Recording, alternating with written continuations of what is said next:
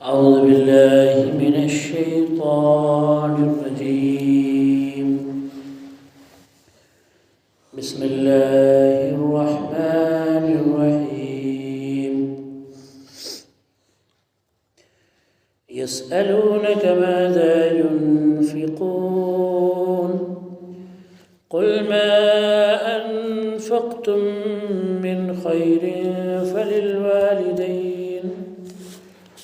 فللوالدين والأقربين واليتامى والمساكين وابن السبيل وما تفعلوا من خير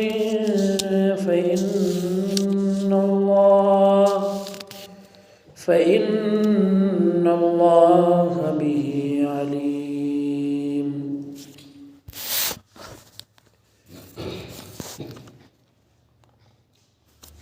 اللہ تبارک و تعالی نے پچھلی آیتوں میں جو سورہ بقرہ کی آیت نمبر 214 ہے اس میں یہ بیان فرمایا تھا کہ اس دنیا میں ایمان لانے کے بعد تکلیفیں آنا، مصیبتیں آنا یہ بالکل لازمی ہے. اگر آپ نے سچے دل سے ایمان قبول کیا ہے تو آپ کی آزمائش ہوگی اور آپ کے اوپر مصیبتیں اور تکلیفیں اور پریشانی آئے گی. اگر آپ جنت میں داخل ہونا چاہتے ہیں تو ان پریشانیوں کو آپ کو برداشت کرنا ہوگا، ان تکلیفوں کو، مصیبتوں کو برداشت کرتے ہوئے آپ کو زندگی میں آگے بڑھنا ہوگا. ہو سکتا ہے کبھی آپ کو بھوکا رہنا پڑے، ہو سکتا ہے کبھی آپ کے گھر میں بیماری آئے، ہو سکتا ہے کبھی آپ کا بزنس ٹھپ پڑ جائے، ہو سکتا ہے کبھی آپ کے فاقے پڑے، کبھی لالے پڑ جائے کھانے کے، کبھی کبھی پورا بزنس کا دیوالیہ نکل جائے. تو ایسی مصیبتیں اللہ کی طرف سے آ سکتی ہے آزمائش کے لیے، ایمان والوں کے امتحان کے لیے. تو اللہ تعالیٰ ایمان والوں کے اوپر مصیبت دیتا ہے اس کی آزمائش کے لیے، اس کے امتحان کے لیے، اور جو ایمان والے نہیں ہیں ان کو ان کی گناہوں کی سزا دیتا ہے. اگر کوئی ایسا ہے جو ایمان والا نہیں ہے، اس کے اوپر مصیبت آ رہی ہے، تو یہ جو اس کے اوپر مصیبت آئی ہے یہ اس کے گناہوں کی بدولت ہے، اس کے گناہوں کی نحوست ہے کہ اس کے اوپر مصیبت آئی ہے، پریشانی آئی ہے. اللہ تبارک و تعالی مصیبت دے کر کبھی کبھی انسان کے جسم سے، اس کے بدن سے گناہوں کو پاک بھی کرتا ہے. جیسا کہ اللہ کے رسول صلی اللہ علیہ وسلم نے فرمایا کہ بخار انسان کے بدن سے گناہ کو ایسے صاف کر دیتا ہے جیسے پتجھڑ کے موسم میں پیڑ سے پتے جھڑ جاتے ہیں. جب پتجھڑ کا موسم آتا ہے، جب تیز ہوائیں چلنے لگتی ہے تو پیڑ کے پتے جس طرح سے سارے پیڑ کے پتے گر جاتے ہیں، سوکھ جاتے ہیں، اسی طرح سے صرف بخار سے اللہ تبارک و تعالی انسان کو بالکل گناہوں سے پاک صاف کر دیتا ہے. اللہ کے رسول صلی اللہ علیہ وسلم نے یہ بھی بات فرمائی کہ اگر کسی ایمان والے کے پیر میں کوئی کانٹا بھی چبھتا ہے تو اس کے بدلے میں اس کی نیکی لکھی جاتی ہے. اگر کوئی کانٹا بھی چبھتا ہے، ما یصیب المسلم من نصب ولا وصب ولا ہم ولا حزن الا كانت کفارۃ لذنوبہ. اللہ کے رسول صلی اللہ علیہ وسلم نے فرمایا کہ مسلمان کو جو بھی پریشانی آتی ہے، تکلیف آتی ہے، تھکاوٹ آتی ہے، کوئی غم آتا ہے، کوئی دکھ آتی ہے، یا گھر کے اندر کوئی مصیبت آتی ہے، تو یہ سب اس کے گناہوں کا کفارہ ہے، اس سے اس کے گناہ معاف ہوتے ہیں. تو اس طرح سے بھی اللہ تبارک و تعالیٰ چھوٹے چھوٹے گناہوں کو معاف کرتا ہے ایمان والے کے، یہاں تک کہ جب وہ اس دنیا سے جاتا ہے تو وہ بالکل گناہوں سے پاک صاف ہو کر جاتا ہے. تو یہ اللہ کی ایک طرح سے نعمت ہوئی. حالانکہ ہم اس کو اپنے لیے زحمت سمجھ رہے ہیں. ہم بیمار ہوئے تو ہم زحمت سمجھنے لگے، پر اکثر ایسا ہوتا ہے کہ آپ جب نیکی کرنا شروع کریں گے اسی وقت آپ کے گھر کے اندر مصیبتیں آنی چالو ہو جائیں گی. یہ بھی ہوتا ہے کہ آپ پوری عمر نماز نہیں پڑھ رہے تھے، لیکن جیسے ہی آپ نے نماز پڑھنا شروع کیا آپ کی طبیعت خراب ہو گئی، گھر میں مصیبت آ گئی، پریشانیاں آ گئی. تو یہ اللہ کی طرف سے گناہوں کے ختم کرنے کا ایک ذریعہ ہوتا ہے کہ اب آپ نیکیوں کی طرف آ گئے ہیں. اور سامنے منہ اتنا پھاڑ رہا ہے، ہاتھ رکھو کم سے کم 4 بار منہ پھاڑ دی ہے نا. جب بھی جمع آیا ہاتھ رکھو، شیطان پیشاب کر دیتا ہے. تو اب کوئی مصیبت آئی ہے تو اس مصیبت کی وجہ سے اللہ تبارک و تعالیٰ اس کے گناہ کو معاف کرتا ہے. اسی لیے مصیبتوں پر، تکلیفوں پر گھبرانا اور پریشان ہونا نہیں چاہیے، بلکہ اللہ کی مدد مانگنی چاہیے. اللہ تعالیٰ نے قرآن پاک میں فرمایا یا ایھا الذین آمنوا استعینوا بالصبر والصلاۃ، کہ وہ لوگوں جو ایمان لائے ہو مدد چاہو کس سے؟ صبر کے ذریعے اور نماز کے ذریعے سے اور دعا کے ذریعے سے. تو اللہ تبارک و تعالی جب مصیبت دے تو مصیبت کے اوپر گھبرانا نہیں چاہیے، بلکہ اللہ کی مدد مانگنی چاہیے اور صبر کرنا چاہیے. اس کے علاوہ کوئی اور علاج نہیں ہے. آپ صبر نہیں کریں گے، پریشان ہوں گے، اپنا نقصان کریں گے. آپ نے دیکھا ہوگا کبھی آپ کے اوپر پریشانی ہوتی ہے، آپ صبر نہیں کرتے تو نقصان آپ کا ہوتا ہے. غصے میں آ گئے، غصے میں آنے کے بعد صبر نہیں کیا، نقصان آپ کا ہوا. تو صبر کی دولت بہت بڑی دولت ہے، اور انشاءاللہ کبھی موقع ملا تو میں صبر پر خاص طور سے آپ لوگ کے سامنے بات رکھوں گا. یہ بہت بڑی دولت ہے صبر کی دولت. لیکن اللہ تعالیٰ نے یہ بھی بات کہی ہے کہ وَإِنَّهَا لَكَبِيرَةٌ إِلَّا عَلَى الْخَاشِعِينَ. یہ چیز جو ہے نماز اور صبر کے ذریعے مدد مانگنا یہ بہت مشکل ہے. ہاں جو اللہ کے ڈرنے والے ہیں، اللہ سے ڈرنے والے ہیں، ان کے لیے مشکل نہیں ہے. اللہ نے یہ بات بھی قرآن میں کہی ہے. اب آگے اللہ تبارک و تعالیٰ یہاں سے فرما رہا ہے يَسْأَلُونَكَ مَاذَا يُنْفِقُونَ. یہ لوگ اے نبی صلی اللہ علیہ وسلم آپ سے سوال کرتے ہیں، آپ سے پوچھتے ہیں کہ ماذا ينفقون، کہ وہ کیا خرچ کرے، کہاں خرچ کرے، کس کو دے. یہ ان صدقوں کے بارے میں ہے جو نفل صدقے ہیں. یعنی ایک تو زکوٰۃ فرض ہے، فرض زکوٰۃ کے لیے مصارف یعنی کہاں ان کو خرچ کرنا ہے. سال میں زکوٰۃ نکالنا ہوتا ہے، ان کو کہاں خرچ کرنا ہے اس کو اسلام نے بالکل فکس کر دیا ہے. دوسری جگہ آپ نہیں دے سکتے. فقیروں کو، مسکینوں کو، زکوٰۃ وصول کرنے والے ہیں ان کو آپ دے سکتے ہیں، اور دلوں کو جوڑنے کے لیے لوگوں کو ان کو بھی آپ دے سکتے ہیں. یعنی کوئی ایسا غیر مسلم ہے آپ کو امید ہے کہ ان کو کچھ دینے سے وہ اسلام سے قریب ہو سکتے ہیں تو یہ بھی کر سکتے ہیں. آپ غلاموں کی غلامی چھڑانے کے لیے بھی آپ زکوٰۃ کا پیسہ دے سکتے ہیں. لیکن یہ یہاں پر سوال ہو رہا ہے نفلی صدقے کے بارے میں. ایسا صدقہ جو فرض نہیں ہے اس کے بارے میں اللہ تعالیٰ فرماتا ہے قُلْ مَا أَنفَقْتُم مِّن خَيْرٍ، کہ تم جو بھی خرچ کرو گے بھلائی میں سے، نیک مال میں سے، فَلِلْوَالِدَيْنِ وَالْأَقْرَبِينَ وَالْيَتَامَى وَالْمَسَاكِينِ وَابْنِ السَّبِيلِ. تو تم اپنے ماں باپ کے لیے خرچ کرو، اپنے رشتہ داروں کے لیے خرچ کرو، یتیموں کے لیے خرچ کرو، مسکینوں کے لیے خرچ کرو، اپنی سبیل، اور کوئی مسافر آ گیا ہے، سفر کر کے آیا ہے تو اس کے لیے بھی خرچ کرو. یہ سب صدقے میں ہے، یہ سب صدقے میں ہے. تو اس میں سب سے پہلے اللہ تبارک و تعالی نے جو چیز رکھی ہے قرآن کے اندر، سب سے پہلے فَلِلْوَالِدَيْنِ، اپنے ماں باپ کے لیے خرچ کرنا ہے. انسان کتنا بھی اللہ کے راستے میں خرچ کرنے والا ہو جائے، لاکھوں کروڑوں صدقہ دیتا ہے، خیرات دیتا ہے، زکوٰۃ دیتا ہے، لیکن اپنے ماں باپ کے اوپر خرچ نہیں کرتا تو وہ جہنمی ہوگا. اس کا وبال پڑے گا اس کے اوپر، اس کا صدقہ خیرات سب کا سب بیکار ہو جائے گا. اس لیے کہ اللہ تعالیٰ نے سب سے پہلے ذکر کیا فَلِلْوَالِدَيْنِ. آپ کی کمائی کا سب سے پہلا جو خرچ کہاں ہونا چاہیے؟ آپ کے ماں باپ پر.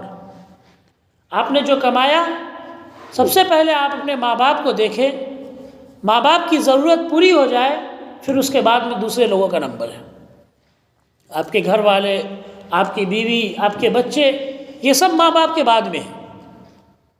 پہلے آپ کو اپنے ماں باپ کی ضرورت پوری کرنی ہے، ماں باپ کا خرچ اٹھانا ہے. یہ سب سے بڑا صدقہ ہے. نفلی صدقے میں جو خرچ کرنا ہے یہ ماں باپ کا آپ کو خرچ اٹھانا ہے. ورنہ ہمارے یہاں ایسا بھی ہوتا ہے کہ لوگ بہت سارے ہیں جو بہت خرچ کرنے والے ہیں، خوب دیتے ہیں اللہ کے راستے میں، مسجدیں بنوا لیتے ہیں، لیکن ان کی حالت کبھی کبھی ایسی ہوتی ہے کہ اپنے ماں باپ کو نہیں پوچھ رہے ہیں. ماں باپ کس حالت میں ہیں ان کو نہیں دیکھ رہے ہیں، ان کا خرچ نہیں اٹھا رہے ہیں، وہ بھوکے مر رہے ہیں اور ادھر یہ مسجدوں میں پیسہ لگا رہے ہیں. یہ ایسا اگر ہوتا ہے تو یہ ان کی ساری نیکی بیکار ہے، برباد ہے، اور یہ پورا صدقہ ان کا کوئی کام کا نہیں. اس لیے کہ اللہ تعالیٰ نے سب سے پہلے یہ بات فرما دی ہے کہ نفلی صدقے میں سب سے پہلے آپ کا مال کس کے اوپر خرچ ہونا چاہیے؟ آپ کے ماں باپ کے اوپر. یہ سب سے زیادہ ضروری ہے. اور اللہ کے رسول صلی اللہ علیہ وسلم نے یہ بات بھی فرما دی ہے کہ بے شک تو اور تیرا مال تیرے ماں باپ کا ہے. تو اور تیرا مال تیرے ماں باپ کا ہی ہے. حقیقت میں دیکھے تو ہمارے مال کے اوپر ہمارا کوئی حق نہیں، وہ ہمارے ماں باپ کی ہی ہے جو ہم کما رہے ہیں اس میں. حالانکہ ہمارے یہاں الٹا ہوتا ہے، ہم تو ماں باپ کا بھی مال چھین لیتے ہیں، ماں باپ کی بھی زمین چھین لیتے ہیں، ماں باپ کی بھی جائیداد چھین لیتے ہیں، جو انہوں نے کمایا اس کو چھین لیتے ہیں. حالانکہ اللہ کے رسول صلی اللہ علیہ وسلم نے ایک بہت بڑا جو سماجک درس دیا ہے لوگوں کو، وہ درس یہ ہے، وہ پاٹھ یہ ہے کہ انسان اپنی کمائی کا حق اپنے ماں باپ کو دے، اور حقیقت میں اس کا جو مال ہے وہ اس کے ماں باپ کا ہے، جو وہ کما رہا ہے وہ اس کے ماں باپ کا ہے نا. تو یہ چیز سمجھنے کی ہے. اور اگر ہم نے اپنے ماں باپ کے ساتھ میں اچھا سلوک نہیں کیا، اپنے مال کے ذریعے سے ان پر خرچ نہیں کیا، ان کو خوشحال نہیں رکھا، تو اس اعتبار سے آپ سمجھ لیجئے کہ اللہ تعالیٰ نے ایک طرح سے آپ کی جنت کو محروم کر دیا ہے. آپ کی جنت کو محروم کر دیا ہے. اللہ تعالیٰ جسے محبت کرتا ہے، جسے پسند کرتا ہے، جسے چاہتا ہے، اسے ہی ماں باپ کی خدمت یا ماں باپ کے اوپر خرچ کرنے کی توفیق دیتا ہے. اگر آپ سے یہ توفیق چھین گئی ہے تو اس کا مطلب ہے کہ آپ کی جنت آپ سے دور ہو رہی ہے. اس لیے کہ سب کو معلوم ہے کہ ماں کے قدموں کے نیچے کیا ہے؟ جنت ہے، اور باپ جنت کا دروازہ ہے. تو جب آپ ان پہ ہی خرچ نہیں کر رہے ہیں، اس کا مطلب ہے کہ آپ کی جنت آپ سے روٹ رہی ہے، ناراض ہے جنت. اس کے بعد میں اللہ تعالیٰ نے فرمایا کہ ماں باپ کے بعد میں اقربین، جو قریبی رشتہ دار ہیں، ان کو آپ خرچ کریں. حدیث میں اس کی بھی وضاحت ہے کہ ماں باپ کے بعد میں خرچ کرنا ہے تیسرے نمبر پہ اپنی بہن پہ، اور چوتھے نمبر پہ اپنے بھائی پہ، ہے نا. لیکن ماں باپ کے بعد ماں باپ کے ساتھ میں اپنے گھر والے، اپنے بیوی بچے کا خیال رکھتے ہوئے پھر اپنی بہن پہ اور اپنے بھائی پہ. یعنی کبھی اس طرح سے نمبر کے حساب سے اگر لگانا پڑے کہ پہلے کن پر خرچ کیا جائے، تو ماں باپ کے بعد میں اپنی بہن، اور بہن کے بعد میں اپنا بھائی. اس حساب سے نمبر آتا ہے خرچ کرنے کا. پھر اس کے بعد میں جو قریبی رشتہ دار ہیں ان پر آپ خرچ کر سکتے ہیں، ان پر آپ خرچ کریں گے تو یہ آپ کا نفلی صدقہ میں شمار ہوگا، اور اس سے بہت زیادہ ثواب ملے گا.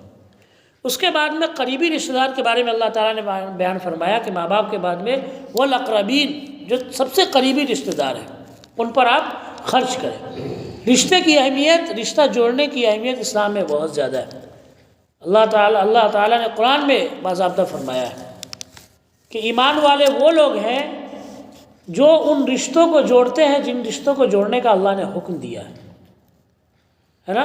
اور اللہ کے رسول صلی اللہ علیہ وسلم نے فرمایا کہ جو آدمی رشتہ داری کو توڑے اللہ اسے برباد کر دے گا. جو آدمی رشتہ داری کو توڑے، رشتہ داری کا خیال نہ رکھے. ہمارے یہاں ایک ٹرینڈ چلا ہوا ہے، ایک رواج چلا ہوا ہے اپنے رشتہ داروں کو برا بھلا کہنے کا، رشتہ داروں سے ناطہ توڑنے کا، اور ہم اس کو اپنے لیے فخر کی بات سمجھتے ہیں. کبھی کبھی ایگو ہوتا ہے ہمارے اندر کہ ہم کیوں اس کے سامنے جائے جھکنے. حالانکہ اللہ کے رسول صلی اللہ علیہ وسلم نے رشتے جوڑنے والے کی بہت فضیلت بیان فرمائی ہے، بہت فضیلت بیان فرمائی ہے. اور اللہ کے رسول صلی اللہ علیہ وسلم نے یہ بھی فرمایا سل من قطعک، کہ رشتہ ان سے جوڑو جو تم سے رشتہ توڑنے کی کوشش میں ہے. یہ نہیں کہ جو تم سے ملنے آئے اسی سے ملو، ایسا نہیں۔ فرمایا اللہ کے رسول صلی اللہ علیہ وسلم نے سل من قطعک، کہ جو آدمی تم سے رشتہ توڑنے کی کوشش میں رشتہ توڑ رہا ہے اس سے تم رشتہ جوڑو، واعف عمن ظلمک، جو تم پر ظلم کرے اس کو تم معاف کرو۔ اگر رشتہ داری میں مان لو تمہارا رشتہ دار ایسا ہے جو تمہارے ساتھ میں اچھا ویوہار نہیں کرتا، تمہاری برائیاں کرتا ہے، تمہارے ساتھ اچھا سلوک کرتا ہے، اچھا سلوک نہیں کرتا، تو یہ اس کا عمل ہے، اللہ تعالیٰ اس سے حساب لے گا۔ لیکن تمہاری یہ ذمہ داری بنتی ہے کہ تم اس انسان سے رشتے کو جوڑو، اس سے تعلقات کو قائم رکھو، اس کو سلام کرنا نہ چھوڑو، اس کو مصیبتوں میں پوچھو، بیمار پڑ جائے تو اس کو دیکھنے کے لیے جاؤ، اس کی پریشانی میں اس سے پوچھو، اس کی تکلیف میں اس کو پوچھو، یہ نہیں کہ ہم بدلے کے چکر میں رہ جائیں۔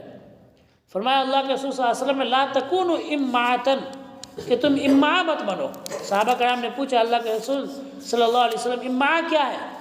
فرمایا اللہ کے رسول صلی اللہ علیہ وسلم نے امعا یہ ہے کہ تم یہ کہنے لگو کہ اگر لوگ ہمارے ساتھ اچھا ویوہار کریں گے تبھی ہم ان کے ساتھ اچھا ویوہار کریں گے، اور لوگ ہمارے ساتھ برا ویوہار کریں گے تو ہم بھی ان کے ساتھ برا ویوہار کریں گے۔ ایسے مت بنو، بلکہ ایسے بنو کہ اگر کوئی تمہارے ساتھ میں برا ویوہار کرے پھر بھی تم اچھا سلوک کرو ان کے ساتھ میں، پھر بھی تم ان کے ساتھ میں اچھا ویوہار کرو، اچھے اخلاق سے پیش آؤ ان کے ساتھ میں، برے اخلاق سے مت پیش آؤ، چاہے وہ تمہارا کتنا بھی خلاف میں کیوں نہ ہو، تمہارے خلاف میں کتنی بھی سازشیں کیوں نہ رچتا ہو، تمہاری برائی کیوں نہ بیان کرتا ہو ہر جگہ، لیکن تم ان کے ساتھ میں اخلاق کے ساتھ میں پیش آؤ، ویوہار کے ساتھ میں پیش آؤ۔ اور حقیقی بات یہی ہے کہ آخر میں جیت اسی کی ہوتی ہے جس کا اخلاق اچھا ہوتا ہے۔ نفرتیں کرنے والے ایک نہ ایک دن ہار جاتے ہیں، اور جن کا ویوہار اچھا ہوتا ہے وہ اپنے اچھے اخلاق سے، اچھے ویوہار سے اس آدمی کے دل کو جیت لیتا ہے اور اسی کی جیت ہوتی ہے۔ اور یہی آدمی جو نفرت کرنے والا ہے آگے چل کے جب وہ آپ کے قریب میں آ جاتا ہے تو آپ سے نظریں ملانے کی ہمت نہیں کرتا ہو، لیکن آپ نے جواب میں آپ کے اسی کے جیسا معاملہ کر لیا تو اس سے دوریاں اور بھی بڑھیں گی۔ اگر ہر انسان یہ سوچنے لگے کہ سامنے والا انسان ہمارے پاس آئے گا تبھی ہم اس سے ملیں گے، تو کون کس سے ملنے جائے گا، کون کس سے رشتہ جوڑے گا؟ تو اللہ تعالیٰ نے یہاں پر سب سے زیادہ قریبی رشتہ دار ہیں ان کو جوڑنے کا حکم دیا، ان پر خرچ کرنے کا حکم دیا، یہاں تک کہ فرمایا اللہ کے رسول صلی اللہ علیہ وسلم نے کہ وہ شخص ایمان والا نہیں ہو سکتا جو خود تو پیٹ بھر کے کھا لے اور سو جائے اور اس کا پڑوسی بھوکا ہو، وہ شخص ایمان والا نہیں ہو سکتا۔ جو خود پیٹ بھر کے سو لے اور اس کا پڑوسی بھوکا ہو، ایسا شخص کبھی بھی ایمان والا نہیں ہو سکتا۔ اس کے بعد میں اللہ تعالیٰ نے یتیموں کا بیان فرمایا کہ تم یتیموں پر خرچ کرو۔ یتیم وہ جو نابالغ بچے ہوتے ہیں اور ان کے باپ کا انتقال ہو جاتا ہے، کم عمری میں نابالغ جو ہوتے ہیں جن کے باپ کا انتقال ہو جاتا ہے وہ بچے یتیم ہوتے ہیں۔ اگر صرف ماں کا انتقال ہوا ہے تو وہ یتیم نہیں ہے، یتیم وہ ہے جس کے باپ کا انتقال ہو گیا۔ جیسے نبی صلی اللہ علیہ وسلم کے بارے میں کہا جاتا ہے کہ آپ کیا تھے؟ یتیم تھے۔ آپ کیوں یتیم تھے؟ کیونکہ آپ صلی اللہ علیہ وسلم جب پیدا ہوئے تو آپ کے والد کا انتقال ہو چکا تھا، جب ماں کے پیٹ میں تھے تبھی انتقال ہو چکا تھا، ہے نا؟ تو اس لیے نبی صلی اللہ علیہ وسلم کو یتیم کہا جاتا ہے۔ تو یتیم وہ ہے جس کے باپ کا انتقال ہو چکا ہے کم عمری میں ہی۔ ایسے بچے آپ ان کو تلاش کریں، ان کو ڈھونڈیں اور ان کی کفالت کریں، ان کا خرچ اٹھائیں، ان کو آپ دیں۔ یقین جانیے اللہ تبارک و تعالیٰ یہ ساری نیکیاں آپ کی کل قیامت کے دن جمع کر کے رکھے گا، اور اللہ تبارک و تعالیٰ آپ کو اتنا دے گا کہ آپ اس کو گن نہیں پائیں گے۔ تو معاملہ یہ ہے کہ صدقے کی فضیلت، خیرات کی فضیلت اسلام میں بہت زیادہ بیان ہوئی ہے۔ اس کے بعد میں اللہ تعالیٰ نے والمساکین، مسکین کا ذکر فرمایا ہے۔ مسکین کس کو کہا جاتا ہے؟ مسکین وہ ہے جو جس کے پاس میں رات کا کھانا نہ ہو، یا ایک دن کا کھانا جس کے پاس میں نہ ہو، وہ آدمی مسکین ہوتا ہے۔ تو سب سے پہلے تو ہمارے ہاں جو فقیر آئے ان کی آپ تحقیق کر لیں، یہ بھی بہت اچھی بات ہے کہ واقعی میں یہ آدمی ہے اس لائق کہ اس کو دیا جائے۔ اگر نہیں ہے تو اس کو آپ سمجھائیں، اس کو بھیک مانگنے کے جو برائی ہے اسلام کے اندر اس کو آپ بتائیں کہ قیامت کے دن کس طرح بھکاریوں کے پیشانی پر مانگ پر لکھا رہے گا کہ یہ آدمی بھکاری ہے۔ قیامت کے دن جب آئیں گے فقیر مانگنے والے جب آئیں گے تو ان کی پیشانی پر لکھا رہے گا کہ یہ دنیا کے اندر بھیک مانگا کرتا تھا۔ تو اگر کوئی واقعی میں حقدار ہے تو وہ مانگے، جس کے پاس کھانے کے لیے نہیں ہے پیسے اور وہ کچھ کر بھی نہیں سکتا، خود اپنی روزی روٹی چلا نہیں سکتا، تو ٹھیک ہے وہ مانگے۔ لیکن کوئی ایسا انسان ہے جس کے پاس کھانے کے لیے بھی ہے، اور اگر نہیں بھی ہے کھانے کے لیے پھر بھی وہ کچھ کر سکتا ہے، اپنی روزی روٹی کا انتظام خود کما کر سکتا ہے۔ لیکن مسئلہ یہ ہے کہ ہمارے یہاں بھیک مانگنا بھی ایک کمائی ہے۔ لوگ سوچتے ہیں کہ بھیک مانگ کر، مطلب کبھی کبھی ایسا ہوتا ہے کہ لوگوں کو آپ کم پیسے دو تو وہ کہنے لگتے ہیں بھکاری کے، کیا تم نے ہمیں بھکاری سمجھا؟ ہم تو کما رہے ہیں، ہم محنت کر رہے ہیں، بزنس چل رہا ہے یہ۔ اور ٹرینوں میں آپ دیکھیں گے ایسے ایسے لوگ ہوتے ہیں، عجیب عجیب طرح سے شکلیں بنا کر آتے ہیں۔ تو یہ کیا ہوتا ہے؟ اس سے آپ آگے چل کر دیکھیں گے کہ بھیک تو انہوں نے مانگ لیا، لیکن ان کی حالت اور بھی بد سے بدتر ہو جاتی ہے۔ کتنا بھی یہ کما لیتے ہیں لیکن اللہ تبارک و تعالی ان کو ویسے ہی حالت میں رکھتا ہے، اور قیامت کے دن ان کی اور بدتر حالت ہوگی۔ تو اس لیے اللہ کے رسول صلی اللہ علیہ وسلم نے فرمایا کہ قیامت کے دن جو 5 سوال ہوں گے اس میں بندے سے یہ بھی پوچھا جائے گا کہ تم نے اپنا مال کہاں خرچ کیا۔ اللہ تعالیٰ پوچھے گا کہ تم نے اپنا مال کہاں خرچ کیا، کسی سینما ہال میں، کسی گندی جگہ میں، یا پھر کہیں حقدار آدمی کو دیا، یہ اللہ تعالیٰ پوچھے گا۔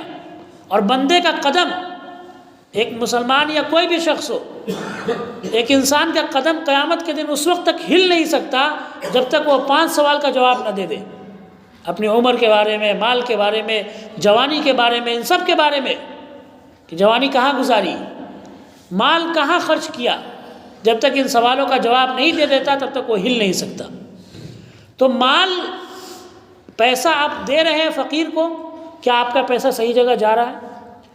نہیں جا رہا ہے تو آپ کو ڈھونڈنا ہے، آپ کو تلاش کرنا ہے، حقدار کو دیجیے۔ مسکین وہ ہے جس کے پاس میں ایک دن کا کھانا نہیں ہے، واقعی میں وہ آدمی محتاج ہے، ضرورت مند ہے، اس آدمی کو دے سکتے ہیں آپ۔ ہمارے یہاں جو سنویدھان ہے اس کے اعتبار سے یہ مانا جاتا ہے کہ جس آدمی کے پاس 150 روپے نہیں ہے ڈیلی کا، وہ بلو پاورٹی لائن آتا ہے نا، یعنی بی پی ایل لسٹ میں آتا ہے وہ آدمی جس کے پاس 150 روزانہ کا نہیں ہے۔ لیکن اسلام نے اس سے اچھی تشریح کی ہے۔ اگر اسلام کے اعتبار سے اگر یہ قانون بنایا جائے تو اور بھی زیادہ مدد ہو سکتی ہے ان لوگوں کی جو غریب ہے، محتاج ہے واقعی میں۔ اسلام نے یہ بتایا ہے کہ مسکین وہ ہے جس کے پاس ایک دن کا کھانا نہیں ہے، وہ آدمی مسکین ہے۔ تو ایسے لوگ کی آپ مدد کریں، ایسے لوگوں پر خرچ کریں، اللہ تبارک و تعالی اس صدقے کے ذریعے سے انشاءاللہ آپ پر برکت دے گا۔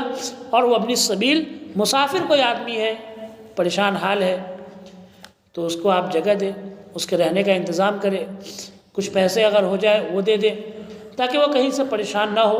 آج کے دور میں بہت زیادہ ترقی ہو گئی ہے، پہلے زمانے میں لوگ سفر کرتے تھے تو 1 مہینہ 2 مہینہ کا سفر کرتے تھے، کہیں جانا ہوتا تھا ایک جگہ سے دوسری جگہ، تو اس اعتبار سے، اور ابھی کے زمانے میں بھی سفر کی حالت میں آپ اسٹیشن سے قریب ہے، بہت سارے لوگ ہیں مسافر آتے جاتے ہوں گے، ان کا خیال رکھیں آپ، یہ بھی صدقہ میں آتا ہے۔ اس کے بعد میں اللہ تعالیٰ نے فرمایا وَمَا تَفْعَلُوا مِنْ خَيْرٍ فَإِنَّ اللَّهَ بِهِ عَلِيمٌ، کہ جو کچھ بھی تم بھلائی کے خرچ کرو گے اللہ تعالیٰ اس کو اچھی طرح سے جان رہا ہے۔ اللہ کو معلوم ہے کہ تم کیا خرچ کر رہے ہو، دنیا والے کو جانے یا نہ جانے، دنیا والوں کو دکھانے کی کوئی ضرورت نہیں ہے۔ دنیا والے دیکھیں گے تو یا تو مذاق اڑائیں گے، یا یہ کہیں گے کہ بڑا خرچ کرنے والا ہے، یا پھر کم پیسے اگر آپ نے خرچ کیے دنیا والوں کو معلوم ہو جائے تو کہیں گے بڑا کنجوس ہے، تو طرح طرح کی باتیں بنائیں گے۔ اللہ تعالیٰ جان رہا ہے کہ آپ نے کیا خرچ کیا ہے، کیسی نیت سے خرچ کیا ہے، اور اللہ ہی بدلہ دے گا، دنیا والا کوئی بدلہ نہیں دے سکتا۔ اللہ تعالیٰ سے دعا ہے کہ اللہ ہم سب کو کہنے سننے سے زیادہ عمل کرنے کی توفیق عطا فرمائے۔ وآخر دعوانا الحمدللہ رب العالمین۔